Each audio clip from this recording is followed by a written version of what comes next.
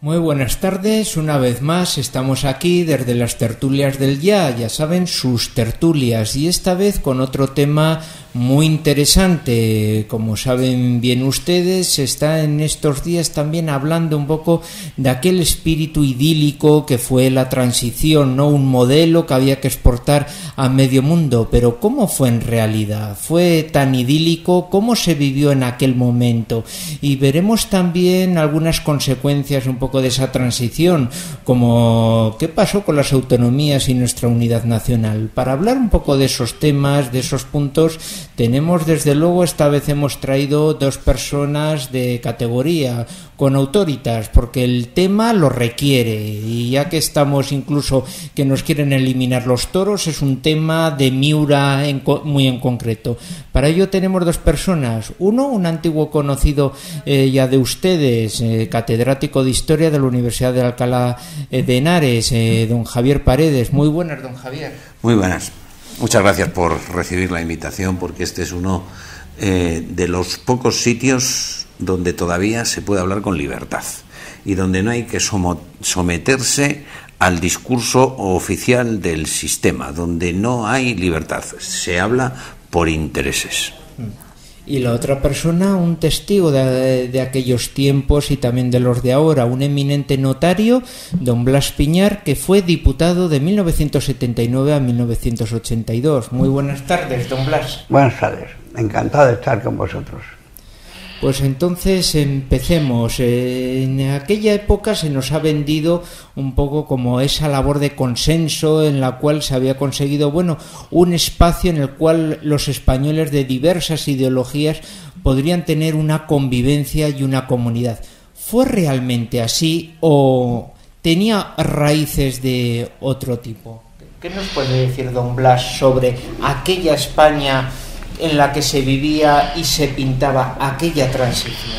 Bueno, yo creo que la transición ha sido desfigurada y presentada a las nuevas generaciones como un propósito de reconciliación total de los dos Españas, que yo entiendo que no existen dos Españas, existe una España auténtica, fiel a su historia y a su tradición, y existe una anti-España, porque cuando se dice, como decía por ejemplo Ricardo de la Cierva, es bien poco después de la transición, que los combatientes de uno y otro bando habían luchado por la misma España, pues no sé cómo un separatista vasco podía luchar por España, o un señor, en fin, que negaba que la religión y el catolicismo como una fuente de la unidad de la patria podía ser también un miembro de la otra España. Y es la lucha de España contra España, de la civilización contra la barbarie, frase de Madre de Cristo contra el anticristo. Disfrazarlo de las dos Españas me parece que fue un error que ha ido cuajando más o menos en la conciencia de las nuevas generaciones. Lo que pasa es que la transición tiene en España una raíz muy especial, de tal manera que a partir de esa raíz puede decirse que hay tres transiciones, no una sola transición. Hay una transición eclesial, que es definitiva para España, hay una transición castrense, y hay una transición política. La transición eclesial produce la política y la transición política produce la castrense. Cada una, si luego que hablemos de este asunto más, tiene tres capitanes, tres abanderados, tres líderes y luego una serie de colaboradores a mayor o menor nivel que contribuyen a que la transición se lleve a efecto. Vamos a hablar del origen de la transición, o sea, quiénes la hacen, cómo la hacen, para qué la hacen y qué instituciones participan en ese complejo que se llama la transición, que no fue tan pacífica ni mucho menos como realmente nos lo pintan los de lo políticamente correcto. Don Javier.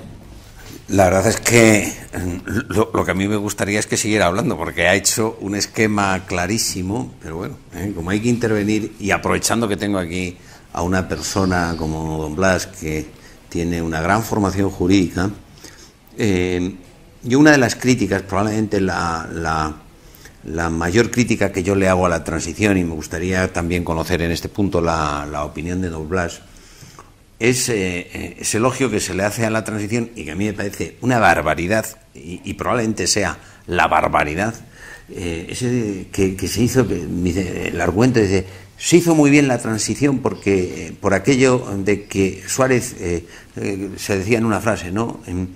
Elevemos a categoría de ley lo que es normal en la calle. Bueno, eso es la revolución marxista. No sé si está usted de acuerdo conmigo. O sea, totalmente de acuerdo. Yo fui formado en el marxismo entre los años 69 y 74. Entonces a mí me hablaban de la revolución espontánea, que después, la revolución espontánea después la preparaba el comité del partido, pero que había que hacer ley lo que estaba sucediendo en la calle. Yo me he quedado aterrorizado, porque eso es la conculcación de toda norma jurídica. No sé si está de acuerdo conmigo en este punto. Estoy de acuerdo que naturalmente la transición se hizo violando el ordenamiento jurídico. Hay dos frases, una la famosa de Torcuato Fernández Miranda, de la ley a la ley. Bueno, si estamos en un estado puramente de derecho positivo, estamos en la inseguridad jurídica, porque cuando una ley no me conviene, pues sí, hago lo contrario. Para que haya seguridad jurídica hace falta que el ordenamiento jurídico esté inspirado y apoyado en algo fundamental y que sea innegociable. Si no, pues viene la anarquía o la tiranía, ¿verdad? Viene la tiranía cuando la autoridad se cede y viene la anarquía cuando se cede la libertad sin responsabilidad. Pero hay otra fase que fue del Anderino de la Villa, que fue el primer presidente del Congreso de los Diputados de la Transición, que dijo que la ley que llevaba la reforma política y que se defendió allí en el Congreso de los Diputados por el señor Fernando Suárez, por Miguel Primo de Rivera, y la presidencia de la comisión fue el señor López Bravo, ¿verdad?, el ministro de Franco, pues dijo que esta ley era una más de las leyes fundamentales. Y hay más. Hay un escrito del cual no se habla para nada en absoluto, y que gracias a Dios he conseguido íntegramente el documento, que es largo, en el cual nosotros desde Fuerza Nueva, que a través de la persona muy destacada de Fuerza Nueva, abogado del Estado, Jaime Montero y García de Valdivia, nos dirigimos al Consejo Nacional al que yo pertenecía por elección de jefe del Estado de Francisco Franco, pidiendo que se interpusiese el recurso de contrafuero contra la ley de reforma política.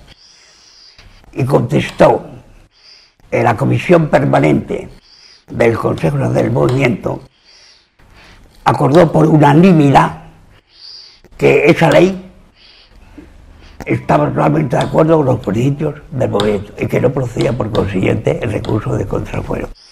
De tal manera que cuando esa noticia pasó a la calle, los periódicos de aquella época, algunos los tengo todavía en mi poder, decían: el Consejo Nacional del Movimiento se ha hecho el araquiri. Y otro decía: adiós al Consejo Nacional del Movimiento, que se estaba encargado de velar precisamente por el movimiento. De tal manera que cuando llegó la votación en el plenario, solamente hubo 11 diputados que votamos en contra de ese proyecto de ley de reforma política. Y cuando pasó al Congreso de los Diputados, es curioso, yo por vez primera pude hablar en un pleno del Congreso de los Diputados, o de las Cortes de la época de Franco. Formé parte de varias comisiones, entre ellos la fundamental, que era de leyes fundamentales, pero nunca pude hablar en un pleno. No. Ahora, como hubo un procedimiento de urgencia y la ley de reforma política no pasó por las comisiones, no pasó, una cosa tan importante como esa se hizo con procedimiento de urgencia. Pues ya pedí la palabra y la tuvieron que conceder. Y entonces hice un recurso que defendí, una enmienda a la totalidad de la reforma, argumentando con razones jurídicas, con razones políticas y con razones de carácter moral. Bueno, se produjo un aplauso que yo no puedo decir que sea unánime, porque no podía fijarme en las manos de todos los diputados. Pero por el sonido daba la impresión de unánime, hasta el punto de que la primera decía que la ley de reforma política pues, estuvo a punto de adelante. Bueno, cuando se terminó el discurso y... Sí, pero si quiere, don Blas, seguimos ahora enseguida, porque ahora vamos a unos minutos de publicidad y enseguida venimos. Perfecto. Esperen unos momentos, enseguida estamos con ustedes.